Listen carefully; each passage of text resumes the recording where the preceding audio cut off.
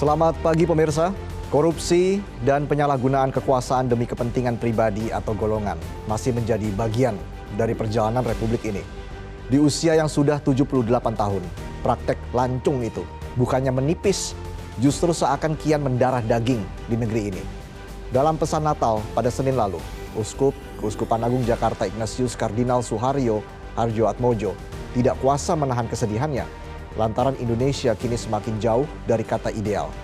Inilah editorial Media Indonesia edisi Selasa 28 Desember edisi hari ini Kamis 28 Desember 2023 dengan tema Trias Koruptika yang Menggila. Bersama saya Valentinus Reza. Anda juga bisa berpartisipasi dan berinteraksi melalui telepon interaktif di nomor 0215839900. Dan pagi ini telah hadir bersama saya anggota Dewan Redaksi Media Group Gaudensius Suhardi. Selamat pagi Bang Gaudens. Selamat pagi. Apa kabar Bang? Baik ya. Oke, sebelum kita membahas soal editorial Media Indonesia hari ini, kita bahas dulu sejumlah informasi penting lainnya Bang dalam harian Media Indonesia.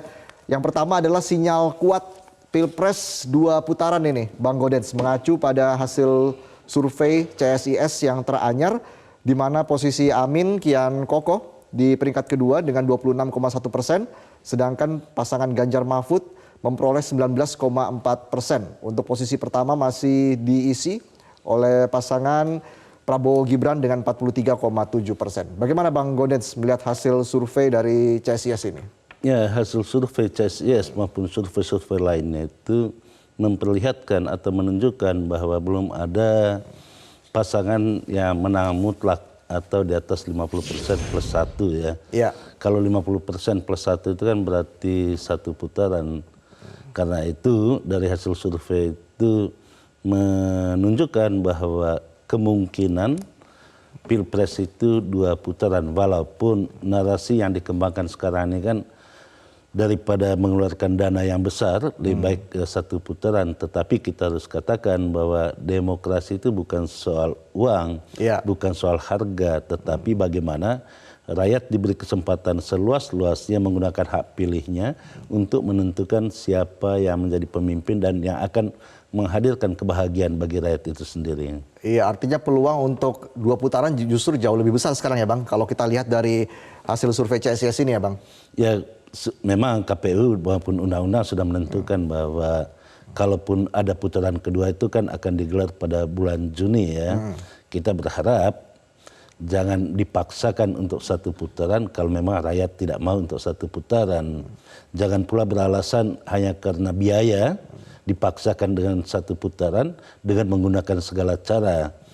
Cara-cara yang elegan dan bagus itu harus tercermin di dalam hasil pemilu, di mana rakyat itu bebas menggunakan hak pilihnya. Ya. Jangan pula mengintimidasi rakyat hanya untuk satu putaran. Iya, yang jelas juga pemilu harus berjalan dengan fair begitu, Bang Gaudens ya? Ya, betul sekali Reza. Iya, dan kita akan beralih ke headline berikutnya, yaitu Firly Bahuri lagi-lagi tidak ditahan ini. Bang Gaudens, sudah ada pemeriksaan kemarin sampai 11 jam bahkan. Ini sebenarnya seperti apa Bang Gaudens melihat kasus dari Firly Bahuri ini? Bahkan juga untuk tadi kan sempat dalam headline news ya disebutkan pengajuan kata berhenti saja ini juga tidak bisa diterima begitu, tidak sesuai dengan undang-undang KPK. Ini bagaimana Bang Gaudens melihat ini? Ya, kalau kita lihat bahwa dilihat dari kitab hukum acara pidana, ancaman hukuman di atas 5 tahun itu bisa ditahan. Tentu ditahan itu ada kondisi objektif ya maupun kondisi subjektif yang dimiliki oleh penyidik. Sepertinya penyidik Polda Metro Jaya belum menganggap penting untuk menahan. Tetapi dengan tidak menahan itu tentu ada pertanyaan di dalam masyarakat. Mengapa untuk yang satu ini tidak ditahan-tahan sementara yang lainnya dengan mudahnya begitu tahan. Itu artinya apakah hukum itu pilih kasih, milih-milih siapa yang boleh ditahan dan siapa yang tidak ditahan. Iya. Padahal Dewas KPK juga sudah mengatakan ini ya kemarin ya, ini pelanggaran etik berat ini, kategori berat yang dilakukan oleh Firly Bahuri ini. Bang Gaudens, bagaimana nih efeknya ke depan ya bagi KPK Bang Gaudens? Ya, pelanggaran etik dan kode dan perilaku ya, itu 2 hal yang dinyatakan sebagai pelanggaran berat. Karena itu Dewan Pengawas merekomendasikan, memutuskan meminta Firly untuk mengajukan surat pengunduran diri sesuai ketentuan Undang-Undang KPK. Jadi bukan meminta surat pemberhentian. Dan kalau dasarnya itu dasar putusan Dewan Pengawas KPK, tentu pengunduran diri yang disetujui oleh Presiden itu adalah diberhentikan dengan tidak hormat pastinya. Diberhentikan secara tidak hormat, itu yang kita nantikan ya Bang Gaudens ke depan seperti apa nih update dari kasus Firly Bahuri ini. Dan kita beralih ke informasi yang selanjutnya, topik yang selanjutnya yaitu RI Republik Indonesia sesalkan resolusi tanpa gencatan senjata. Ini terkait dengan perang yang masih terus terjadi begitu di jalur Gaza. Bang Gaudens, lagi-lagi negosiasi berjalan dengan alot ini. Bang Gaudens, sejauh ini seperti apa Anda melihatnya nih terkait dengan resolusi tanpa gencatan senjata ini? Ya, resolusi PBB itu meminta semua pihak untuk meningkatkan bantuan ke Gaza. Akan tetapi bagaimana mungkin bantuan itu bisa masuk ke daerah konflik sementara gencatan senjata tidak diupayakan oleh PBB. Karena itu Indonesia menyesalkan resolusi yang meminta supaya peningkatan bantuan ke jalur Gaza, tetapi di dalam resolusi itu sama sekali tidak ada bicara tentang gencatan senjata. Itu sama saja menyuruh orang untuk memberi bantuan ke sana, tapi nyawanya tidak dijaga oleh PBB. Iya, itu dia. Itu yang masih menjadi persoalan ya, karena kan Amerika Serikat dan Rusia ini yang sama-sama anggota tetap DKPBB juga memilih hak veto ya Bang Gaudens. Ini artinya ke depan dampaknya seperti apa? Jika memang seperti ini terus, apa yang bisa dilakukan oleh Indonesia Bang? Ya, Indonesia harus bergabung dengan komunitas internasional untuk terus-menerus mendesak perihal kemanusiaan di jalur Gaza.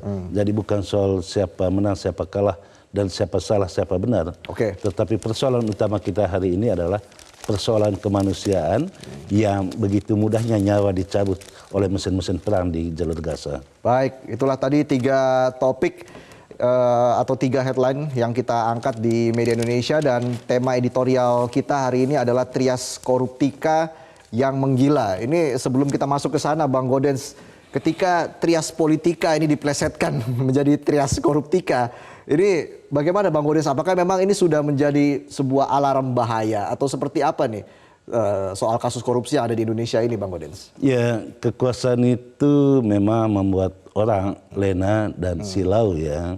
Ketika lena dan silau itu menghinggapi para pejabat kita, kemudian korupsi itu tidak lagi mengenal pembagian kekuasaan. Kita mengenal teori trias politika dari John Locke yang dikembangkan oleh Montesquieu. Montesquieu, betul. Ya. Akan tetapi pembagian kekuasaan yang di Indonesia diterapkan sebagai bukan pemisahan kekuasaan tapi pembagian kekuasaan, yang dibagi-bagi di Indonesia malah korupsinya yang dibagi-bagi. Semua cabang kekuasaan baik eksekutif, yudikatif maupun legislatif semuanya terlibat di dalam korupsi. Karena itu trias politika yang digagas untuk pemisahan kekuasaan yang jadi pembagian kekuasaan di Indonesia justru membagi-bagi korupsi di setiap cabang kekuasaan. Ini yang menjauhkan Indonesia dari kondisi ideal. Iya, lalu muncul pertanyaan kan, di mana peran negara untuk mencerdaskan bangsa? Begitu kan Bang Gaudens kan? Artinya memang dalam trias politika ini kenapa bisa kebobolan begitu Bang, bisa dikatakan menjadi sebuah trias koruptika Bang? Ya, konsep dasar trias politika di dalam pembagian kekuasaan itu agar terjadi check and balances kekuasaan. Tetapi ketika di panggung kekuasaan itu dengan terang benderang memamerkan korupsi, itu artinya ada persekongkolan di antara 3 cabang kekuasaan. Ini yang mesti dicegah. Siapa yang mencegah, yang memimpin? Menurut Undang-Undang Dasar 45, pemimpin tertinggi itu ya Presiden harus mampu mencegah itu. Jadi kalau kita bicara soal benteng terakhir ini Bang, untuk membasmi korupsi di Indonesia ataupun mencegah korupsi di Indonesia, artinya Presiden Bang? Ya, kepala negara harus berada di garda terdepan untuk membasmi korupsi yang sekarang ini secara telanjang bulat dipertontonkan di 3 cabang kekuasaan itu.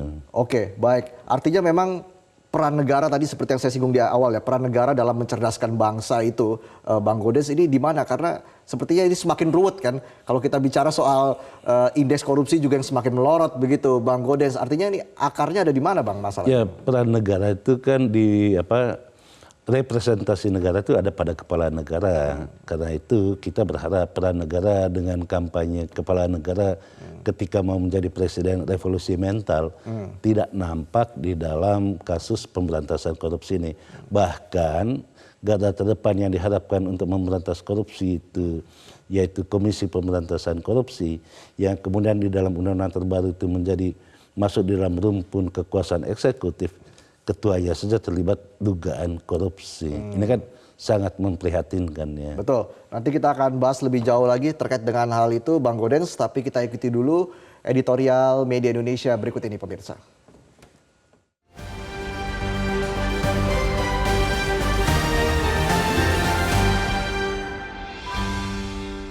Trias koruptika yang menggila.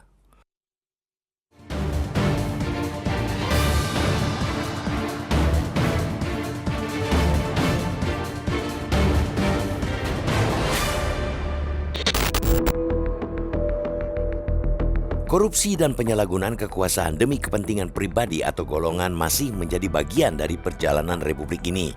Di usia yang sudah 78 tahun, praktek lancung itu bukannya menipis, justru seakan kian mendarah daging di negeri ini.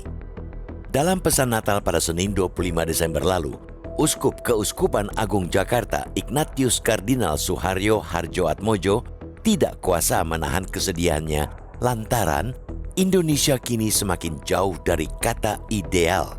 Pejabat legislatif, eksekutif, hingga yudikatif yang ditangkap karena korupsi sudah kadung jadi pemandangan lazim di masyarakat. Semakin parah ketika masyarakat yang muak dengan situasi itu malah memilih sikap masa bodoh atau golput pada pemilu nanti.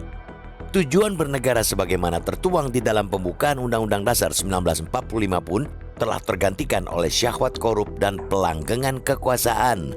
Mau dibawa kemana negara ini? Demikian Kardinal Suharyo menggugat.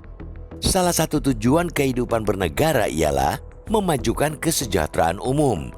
Namun, dalam praktiknya saat ini, kesejahteraan kelompok yang berkuasa menjadi tujuan. Lembaga DPR yang mestinya mengawasi lurusnya jalan pemerintahan, justru kerap terjebak di kelompok penguasa yang mencari kesejahteraan tersebut. Istilah pembagian kekuasaan bernegara dalam trias politika kini diplesetkan menjadi trias koruptika alias pembagian ladang korupsi. Mengerikan sekali, lelucon tapi menusuk hati. Itulah realitas kita, ucap Kardinal Suharyo. Rapor Indeks Persepsi Korupsi atau IPK Indonesia faktanya memang makin jeblok. Skor IPK Indonesia pada 2022 yang dirilis Transparency International Indonesia di awal tahun ini menunjukkan poin amat merosot. Dari 38 ke 34 dalam skala 0 hingga 100. Poin itu kembali ke posisi awal saat Presiden Joko Widodo menjabat pada 2014. Mengagetkan memang, tapi cukup dapat diterima akal sehat jika melihat kebijakan-kebijakan yang dikeluarkan yang banyak bersinggungan dengan kepentingan sekelompok orang. Disadari atau tidak, di sini terjadi korupsi melalui peran negara. IPK selama ini digunakan untuk menjadi indikator pengukuran persepsi korupsi sektor publik sebuah negara. Indeks itu diukur melalui perilaku pejabat dan politisi. Dimulai dari skala 0, sangat korup, hingga 100, sangat bersih. Penurunan paling tajam IPK Indonesia terjadi pada korupsi sistem politik. Konflik kepentingan antara politisi dan pelaku suap, serta suap izin ekspor impor. Ini selaras dengan data-data jumlah koruptor politik dan jabatan publik yang terus menanjak dari tahun ke tahun. Merujuk pada data Komisi Pemberantasan Korupsi periode 2004-2022, pelaku korupsi dari lingkup politik, baik legislatif, DPR dan DPRD, maupun kepala daerah, gubernur, bupati, wali kota, menempati posisi puncak dengan total 521 orang. Selama 8 tahun Joko Widodo menjadi presiden 2014-2022, koruptor dari lingkup politik mencapai 381 orang. Lebih tinggi daripada 8 tahun awal Susilo Bambang Yudhoyono jadi presiden 2004-2012 yang mencapai 101 orang. Lalu mau sampai kapan korupsi terus menjadi watak dalam bernegara di Republik ini? Di sini kita mesti mendukung pesan Natal yang disampaikan Kardinal Suharyo. Pentingnya masyarakat ikut mengawasi jalannya pemerintahan. Dalam pesannya, Warga negara yang baik ialah warga yang punya rasa tanggung jawab, yakni dengan menggunakan hak pilihnya pada pemilu nanti dan kemudian aktif mengawasi jalannya pemerintahan agar sejalan dengan tujuan bernegara. Tanpa adanya kepedulian terhadap kehidupan bernegara itu, masyarakat justru akan membiarkan pencoleng dari kelas teri sampai kelas kakap terus menggarong kekayaan bangsa ini. Tentunya kita tidak mau itu terus terjadi.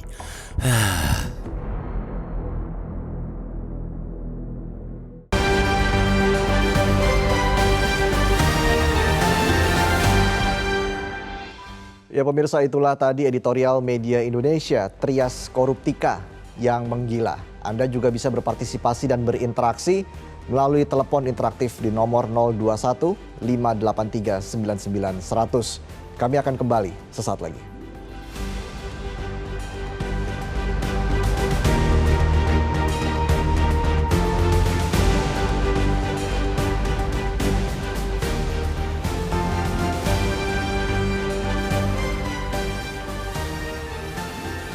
Pemirsa, Anda kembali lagi di editorial Media Indonesia, masih bersama dengan anggota Dewan Redaksi Media Group, Bang Gaudens. Dan kita akan langsung membahas tema editorial kita hari ini. Kita telah terhubung melalui sambungan telepon dengan Otto Gusti Madung, Rektor Institut Filsafat dan Teknologi Kreatif Ledalero, Maumere, NTT. Selamat pagi Pak Otto, apa kabar Pak? Ya, selamat pagi Pak Reza, selamat pagi Pak Gaudens. Ya, kabar baik.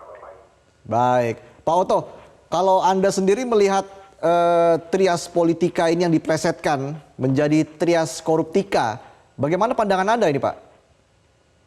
Ya, saya setuju dengan plesetan itu, karena plesetan itu sebenarnya menggambarkan situasi real ya kehidupan bernegara di Indonesia.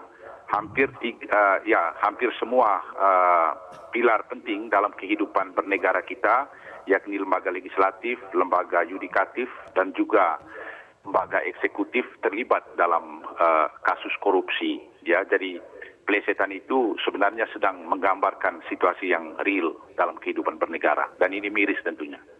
Oke, itu menggambarkan situasi yang real ya, Pak Otto ya. Tapi sebenarnya sudah separah apa, Pak, tingkat kepermisifan publik terhadap perilaku korup para pemimpin mereka di negeri ini, Pak Otto? Ya, sebenarnya publik dalam arti masyarakat tidak terlalu permisif juga dengan kasus korupsi, tapi mereka takut ya untuk melakukan kontrol publik ya terhadap kebijakan pemerintah, karena ada sejumlah undang-undang yang juga bisa menjerat mereka, misalnya undang-undang ITE yang membatasi kebebasan berpendapat dan berekspresi, dan ada sejumlah kasus pada level nasional ya, para aktivis yang giat melakukan riset dan melakukan kritik publik terhadap kebijakan pemerintah itu dijerat dengan undang-undang tersebut. Kita ingat kasus Haris Azhar dan Fathia, dan juga yang terakhir itu kasus tentang seorang peneliti dari BRIN ya yang mengemukakan hasil risetnya tentang para pekerja Chinese di Indonesia atau pekerja dari Tiongkok di Indonesia, lalu seorang menteri langsung membentak ya periset tersebut dan katakan ya silakan menunjukkan data. Seharusnya data-data seperti ini kan harus di counter dengan data riset yang lain ya kalau di dalam negara demokratis. Dan yang kedua juga masyarakat sering tidak sadar bahwa korupsi itu terkait atau berdampak langsung pada kehidupan mereka sehari-hari.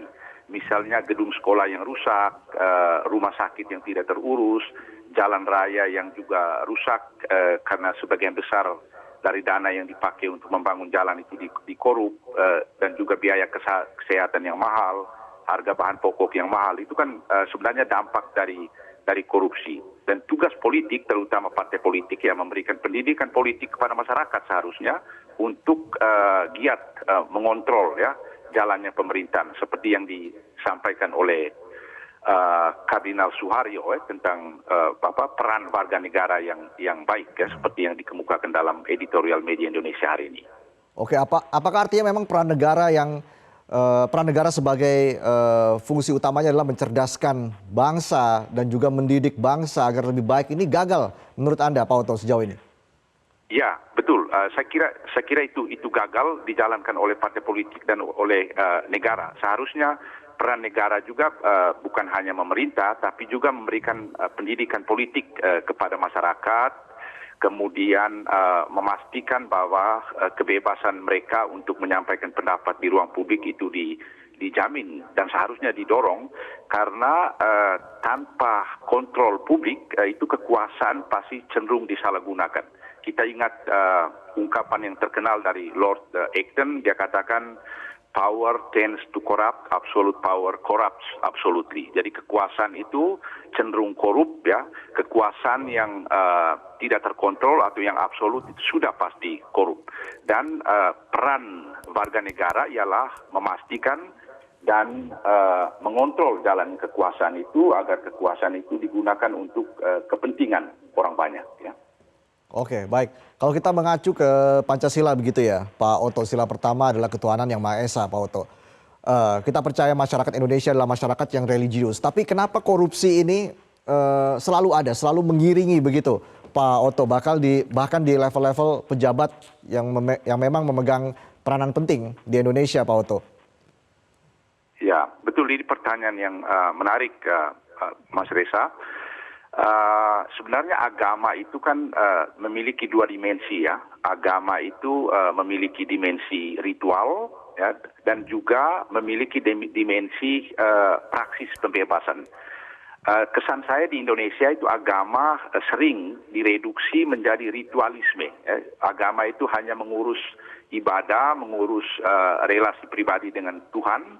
Tapi sebenarnya agama itu jauh lebih luas dari itu. Dia juga harus terpancar dalam cara hidup, ya, cara hidup yang membebaskan, cara hidup yang solider, ya, cara hidup yang berbelas kasih, berbela rasa terhadap sesama.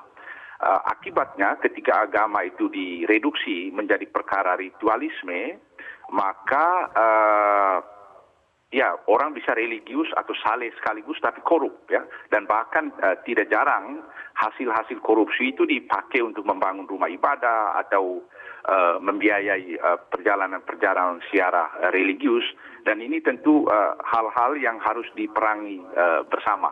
Dan kebetulan orang-orang Kristen atau saudara-saudari kita yang Kristen sekarang atau baru menyelesaikan perayaan Natal, dan dalam perayaan Natal itu kan orang Kristen yakin bahwa Allah itu menjadi manusia, dia solider dengan penderitaan manusia, dan semoga perayaan Natal ini memberikan inspirasi, ya, untuk warga negara Indonesia yang religius untuk tidak mereduksi agama kepada perkara ritualisme, tapi harus terlibat dalam praksis pembebasan termasuk perang melawan korupsi yang bisa merusakkan kehidupan berbangsa dan bernegara. Baik, terima kasih Pak Oto Gusti Madung, Rektor Institut Filsafat dan Teknologi Kreatif Ledalero Maumere NTT, sudah bergabung pagi ini bersama kami di Editorial Media Indonesia. Salam sehat selalu, Pak Oto. Bang Gaudens, menarik tadi ya apa yang diungkapkan oleh Pak Oto. Ada beberapa pernyataan tadi yang cukup menggelitik sebenarnya. Bagaimana publik melakukan pengawasan terhadap fungsi KPK, terhadap korupsi di tanah air. Tapi di sisi lain publik juga ada ketakutan begitu untuk melakukan pengawasan terhadap pemerintah. Bagaimana Bang Gaudens melihat hal ini? Ya, dalam banyak kasus orang-orang yang melaporkan korupsi, baik secara langsung maupun tidak langsung di ruang publik atau melalui media sosial, justru dikriminalisasikan. Apalagi Undang-Undang ITE itu tidak memberikan perlindungan yang cukup bagi kebebasan berpendapat, terutama yang terkait dengan korupsi. Padahal di dalam Undang-Undang Tindak Pidana Pemberantasan Korupsi, ada di sana pasal yang terkait dengan peran serta masyarakat, bahkan masyarakat yang melaporkan korupsi dan kemudian terbukti, dia berhak mendapatkan insentif dari negara. Tetapi kan ini konsep yang bagus, tetapi dalam kenyataannya susah sekali masyarakat untuk berpartisipasi di dalam pemberantasan korupsi. Apalagi kalau kita melihat panggung kekuasaan, menarasikan persekongkolan yang begitu masif, sehingga banyak sekali pejabat negara, para penyelenggara negara dari cabang kekuasaan eksekutif, yudikatif maupun legislatif yang saat ini masih berada dalam bui maupun mereka yang sudah bebas dari penjara gitu. Pak Oto tadi juga mengatakan ya kekuasaan absolut itu berpotensi korupsi begitu ya. Bang Godes, artinya jika memang penguasa sudah menguasai trias politika, pintu untuk trias koruptika ini terbuka lebar ya, Bang Godes? Ya, trias politika itu kan sebuah konsep tentang pemisahan kekuasaan atau pembagian kekuasaan agar masing-masing cabang kekuasaan itu saling mengontrol. Ya. Nah, tidak ada kekuasaan mutlak, tetapi faktanya ada intervensi dari cabang kekuasaan kepada cabang kekuasaan lain, dan faktanya juga ada persekongkolan korupsi di antara mereka. Nah, ini yang mestinya dicegah. Cara mencegahnya bagaimana? Ya, ikutlah pemilu, gunakanlah hak untuk memilih pemimpin, siapapun pemimpin yang dianggap paling baik untuk memimpin republik ini. Oke, jangan abstain, jangan masuk golongan putih begitu ya, Ya, Bang jangan Godes. golput ya. Jangan golput, harus memilih nanti di pemilu nanti pada Februari mendatang, Bang Godes. Tapi kalau kita bicara lagi nih Bang, soal trias politika ya, Bang Godes, terkait dengan bagaimana fungsi dari masing-masing trias politika yaitu legislatif, eksekutif, yudikatif yang berperan sebagai check and balance, begitu Bang Godes. Tapi kelemahannya ini di mana Bang Godes, sehingga ini kan trias koruptika ini tidak muncul kali ini saja. Sebelumnya juga sudah sering muncul nih trias koruptika ini. Bagaimana Bang Godes, kelemahannya ada di mana sebenarnya nih? Ya, kalau kita mau jujur ya, di hulu di dalam pemberantasan korupsi itu mestinya peran eksekutif. Di dalamnya itu termasuk KPK, Kejaksaan maupun kepolisian. Itu di hulunya. Tetapi di hilirnya ketika proses hukum itu berjalan, di sana akan bertemu dengan hakim yang masuk di dalam yudikatif. Tetapi faktanya banyak juga hakim yang terkena kasus korupsi, atau bagaimana di tingkat Mahkamah Agung juga membebaskan koruptor. Nah, hal-hal seperti ini harusnya seluruh cabang kekuasaan itu bekerja sama untuk memberantas korupsi. Nah, legislatif harus membuat undang-undang, jangan pula menggadaikan pasal-pasal di dalam undang-undang itu untuk membuka celah adanya korupsi. Baik, nanti kita akan bahas lebih jauh lagi terkait dengan hal itu, tapi kita jeda dulu. Pemirsa, Anda bisa mengikuti ataupun bisa berinteraksi langsung bersama kami melalui telepon 0215839900. Editorial Media Indonesia akan kembali usai jeda.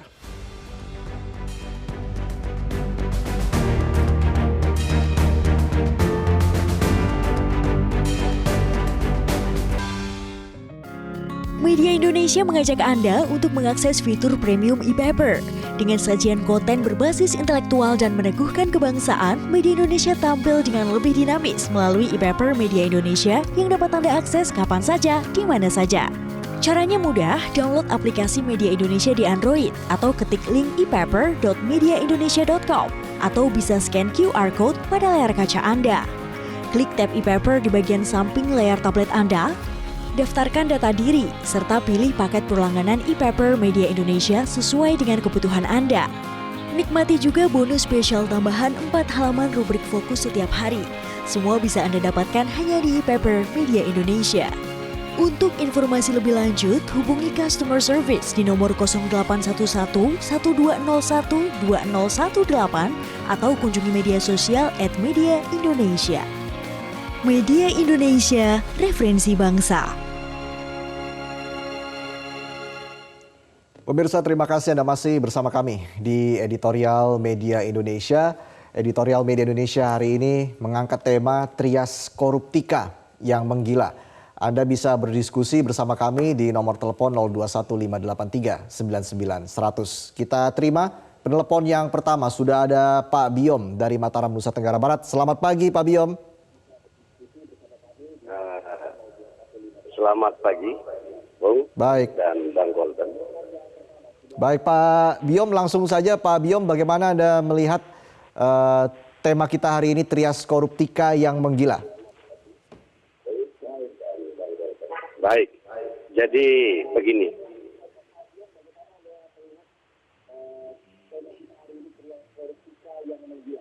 Nah, jadi begini, Bung. Silakan, Pak. Dalam konteks hukum ketatanegaraan kita, trias political will sudah diatur dalam undang-undang. Persoalannya adalah ketika negara hadir dalam konteks bagaimana proses penyimbangan terhadap konstitusi yang diyakini oleh tiga instrumen katakanlah negara, baik itu legislatif, yudikatif, dan eksekutif. Ini jauh-jauh hari ketika reformasi berkibar, kita sudah dengungkan bahwa trias political will ini ada proses penyimbangan ketatanegaraan.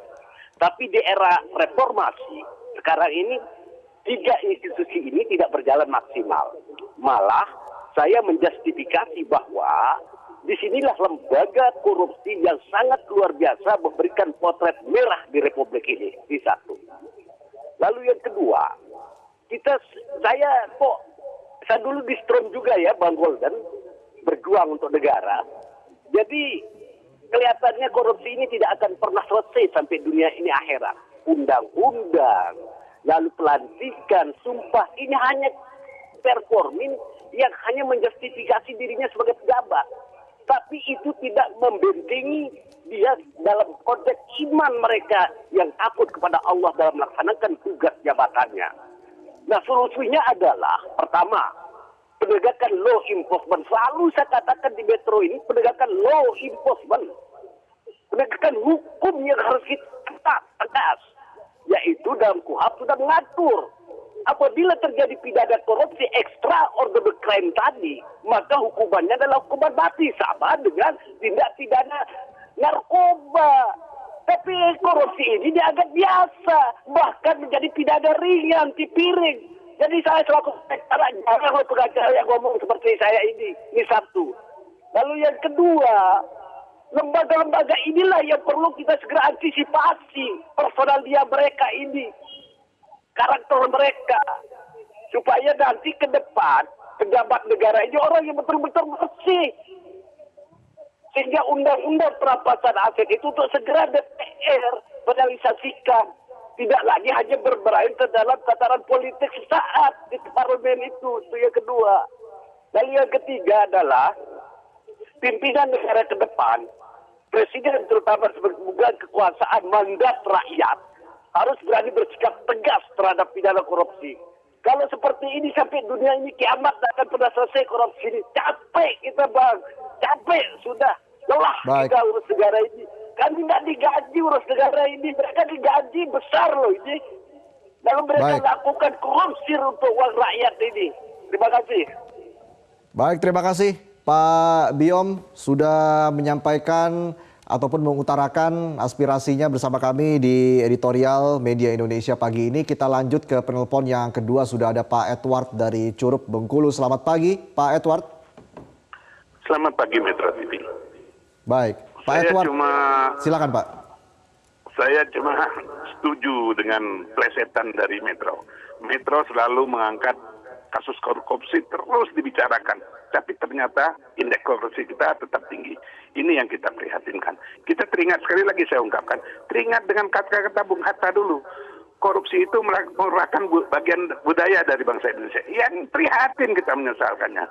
Sehingga pemerintah dengan segala tindakan, karena kurang yakin, trust dengan lembaga-lembaga hukum yang lain, dibentuklah KPK. Ternyata KPK-nya juga begitu. Jadi memang susah negara ini, tetapi masih banyak orang baik. Sayangnya orang-orang baik ini tidak terakomodir dalam pemerintahan. Karena mereka akan disingkirkan, dianggap tidak bisa bekerja sama. Inilah yang terjadi di Indonesia. Saya pengen bilang satu. Yang korupsi baik dari yudikatif, legislatif, dan eksekutif. Coba unsur tuntas, masa nggak ada? Coba dudukkan orang-orang yang baik di KPK, pilih. Yang milih ini DPR, DPR-nya sendiri ya begitu. Memble undang-undang tentang perampasan aset yang harusnya dibuat sudah 13 tahun yang lalu sampai sekarang nggak ada wujudnya. Undang-undang lain yang menyangkut korupsi, jelas-jelas bahwa kita sepakat bahwa korupsi inilah yang merusak kemajuan bangsa, merusak tatanan kenegaraan ini, sehingga dikatakan kejahatan yang luar biasa. Kita sepakat itu, tapi tindakannya biasa-biasa. Nah, yang kedua, saya ingin katakan, kalau ada eksekutif yang korupsi, tolong usut. Ini menteri apa, menteri ini nggak ada atasannya, saya bilang. Kalau ada terlibat dengan atasan, kalau presiden, apakah keluarganya ikut dalam KKN? Tolong usut masuk saya bukti, itulah gunanya IPW, ICW, apa-apa itu, lembaga-lembaga independen sekali yang lain itu. Kalau ada menteri yang korupsi, tolong usut. Kalau atasannya kan ada dua, kalau nggak atasannya presiden, atasannya ke partai. Partainya usut. Seperti siapa? Johnny G. Plate, Surya Yassin Limpo, siapa itu usut? Jangan, kalau presidennya terlibat, mari kita sama-sama turunkan presiden. Kita kepingin orang bersih memimpin negara ini, orang yang sudah selesai dengan dirinya, yang tidak perlu, memang jadi presiden itu pengabdian, bukan untuk mencari harta, mengejar kekuasaan, tetapi kekuasaannya yang untuk pengabdian. Itu yang kita harapkan nanti. Sehingga kita himbau masyarakat untuk cerdas dalam memilih, pilihlah pemimpin yang Anda yakin yang sudah selesai dengan dirinya. Baik, Pak Edward, kami sudah menangkap poin dari Anda. Terima kasih Pak Edward atas pendapatnya di editorial Media Indonesia pagi ini. Kita lanjut lagi ke penelpon yang ketiga. Sudah ada Pak Ramadan dari Jambi. Selamat pagi Pak Ramadan, silakan pendapat Anda. Selamat pagi Metro. Assalamualaikum warahmatullahi wabarakatuh. Waalaikumsalam. Tres topika menggila. Menggila itu sulit dimaknai Pak. Jadi artinya kalau sudah menggila, kita tidak punya aturan yang jelas. Padahal korupsi itu adalah lawan rakyat. Jadi rakyat tidak ada korupsi, yang korupsi itu pemimpin. Maka itu pendapat saya, pemilu dekat lagi, mari rakyat Indonesia untuk memilih pemimpin yang diyakini, yang punya rasa tanggung jawab terhadap negeri ini. Negeri ini tidak bisa dibangun dengan fisik saja. Nomor satu adalah mental manusia yang ada di Indonesia ini, apalagi mental pejabat-pejabat. Maka itu teladan itu ada pada nomor satu di negeri ini. Kalau teladan nomor satu di negeri ini menyatakan perang terhadap korupsi, maka di bawahnya akan ikut. Maka itu pendapat saya, pemilu yang akan datang, mari kita tentukan pilihan kepada yang bisa bertanggung jawab terhadap negeri ini, yang punya integritas. Kasihan negeri ini yang kaya raya, tapi pemimpinnya rusak. Maka itu pendapat saya, sekali lagi mohon Metro selalu tampil membicarakan ini, agar masyarakat ini cerdas untuk memilih pemimpin-pemimpin di masa yang akan datang. Pilih pemimpin yang punya integritas, yang punya rekam jejak baik, yang terbukti kepemimpinannya itu selama 5 tahun atau 10 tahun ke belakang. Itulah patokan kita memilih. Terima kasih Metro, jalan terus Metro. Metro adalah pelindung dan penyambung lidah masyarakat untuk mengetahui situasi yang sebenarnya. Tanpa Metro kami tidak akan tahu situasi sebenarnya. Terima kasih, mohon maaf atas kekurangannya. Assalamualaikum warahmatullahi wabarakatuh. Waalaikumsalam. Terima kasih Pak Ramadan atas pendapat Anda di editorial Media Indonesia pagi ini. Kita ulas sedikit ini, Bang Gaudens, menarik ini tadi pernyataan yang pertama dari Pak Biom ya, di mana terlihat sekali law enforcement ini sangat lemah. Undang-undang perampasan aset juga harus segera disahkan ini, Bang Gaudens. Ya, korupsi itu kan terjadi karena para penyelenggara negara mau menjadi budak perut ya. Ketika visinya itu menjadi budak perut atau budak nafsu apapun, pada akhirnya orang akan tidak puas dengan apa yang didapatnya, kemudian menggunakan segala cara dengan melanggar undang-undang untuk merampas uang rakyat. Tadi di awal kita katakan merampas uang rakyat itu berarti merampas hak-hak rakyat yang mestinya dinikmati oleh rakyat, uangnya diambil untuk kebutuhan pribadi dari pejabat-pejabat. Karena itu undang-undang pemberantasan perampasan aset itu penting, tetapi jauh lebih penting lagi itu adalah para penyelenggara negara yang tidak semata-mata menjadi budak perut, tetapi harus tampil menjadi pionir di dalam pemberantasan korupsi. Karena yang kita harap itu adalah pemimpin mampu mendrive birokrasi untuk memberantas korupsi. Sekarang ini kan tidak terasa itu. Oke, tapi nanti kita akan lihat ya seperti apa tanggapan tadi dari dua penelpon lainnya. Nanti kita akan bahas lebih jauh lagi, Bang Gaudens. Tapi kita jeda dulu, pemirsa. Editorial Media Indonesia akan kembali sesaat lagi.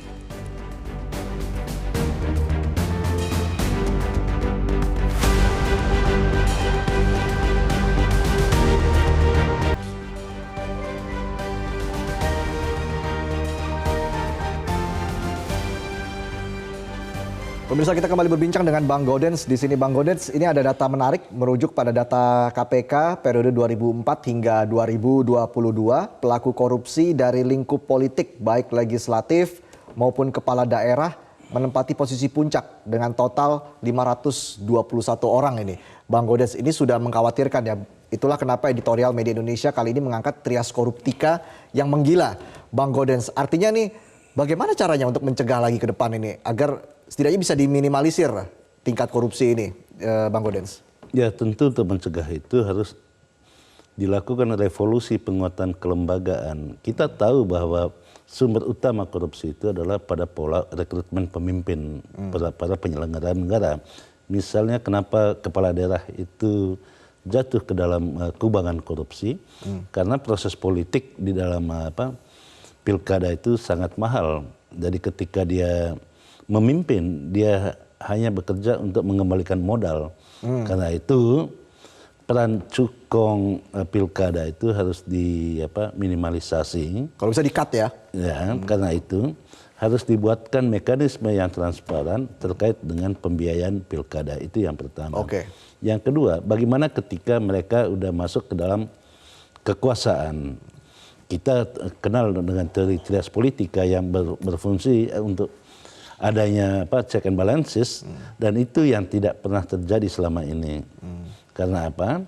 Karena cenderungnya eksekutif itu cenderungnya itu ingin nyaman aman, karena itu dibatasilah adanya oposisi. Semuanya dijadikan sebagai pendukung pemerintah, tidak ada lagi yang bisa mengawasi. Itulah sumber-sumber peluang terjadinya korupsi. Begitu juga di tingkat yudikatif, mestinya di tingkat yudikatif itu jangan terlalu tergantung kepada eksekutif. Yudikatif itu disandra dalam bidang pembiayaan. Uangnya itu masih dikontrol oleh eksekutif. Karena itu apapun yang dikatakan oleh eksekutif pasti diikuti oleh yudikatif. Itulah yang bisa kita lihat mengapa putusan-putusan yang terkait dengan korupsi itu selalu di bawah ekspektasi masyarakat. Itulah kenapa juga trias politika ini bisa diplesetkan menjadi trias koruptika ketika trias politika ini bersekongkol begitu ya, untuk memenuhi kelompok-kelompok tertentu begitu ya. Ya, betul sekali. Panggung kekuasaan saat ini menarasikan persekongkolan yang sangat terang benderang antara eksekutif, yudikatif maupun legislatif. Yang lebih parah lagi ketika masyarakat ini dalam situasi ketakutan untuk melakukan pengawasan terhadap korupsi di tanah air, melakukan pengawasan terhadap para pejabatnya melakukan korupsi, sehingga ini kan membuat masyarakat juga terkesan permisif, padahal masih banyak orang baik begitu dibandingkan orang jahat. Saya percaya soal itu di Indonesia ini. Tapi ketika orang-orang baik ini tidak bisa dianggap bekerja sama tadi seperti yang dikatakan oleh Pak Edward di lingkungan pemerintahan, ini kan menjadi menjadi sebuah hal yang sangat berbahaya ke depan, bahwa dengan indeks korupsi yang rapornya yang jeblok seperti ini, ke depan kita tidak mau ini lebih parah lagi, Bang Gaudens. Artinya memang harus segera ada langkah konkret begitu, Bang, ataupun ada gerakan-gerakan konkret begitu, Bang. Menurut Anda seperti apa, Bang? Korupsi itu mencerminkan kondisi yang kontradiktif. Masyarakat yang agamis tetapi perilaku korupsinya menggila gitu ya. Para penguasa yang selalu berbicara sebelum berkuasa itu disumpah, setiap sebelum menjabat itu harus melaporkan kekayaan, setelah menjabat juga harus melaporkan kekayaan, tetapi tetap juga terlibat di dalam korupsi. Karena itu saya katakan korupsi itu kata kuncinya jangan pernah menjadi budak perut. Jangan pernah menjadi budak perut, itu dia. Itulah tadi kata-kata Bang Gaudens ya. Untuk hari ini, quote of the day. Terima kasih Bang Gaudens, anggota Dewan Redaksi Media Group, sudah bergabung bersama kami di Editorial Media Indonesia. Terima kasih, Pemirsa, tanpa adanya kepedulian terhadap kehidupan bernegara, masyarakat justru akan membiarkan pencoleng dari kelas teri sampai kelas kakap terus menggarong kekayaan bangsa ini. Tentunya kita tidak mau itu terus terjadi. Saya Valentinus Reza undur diri. Sampai jumpa.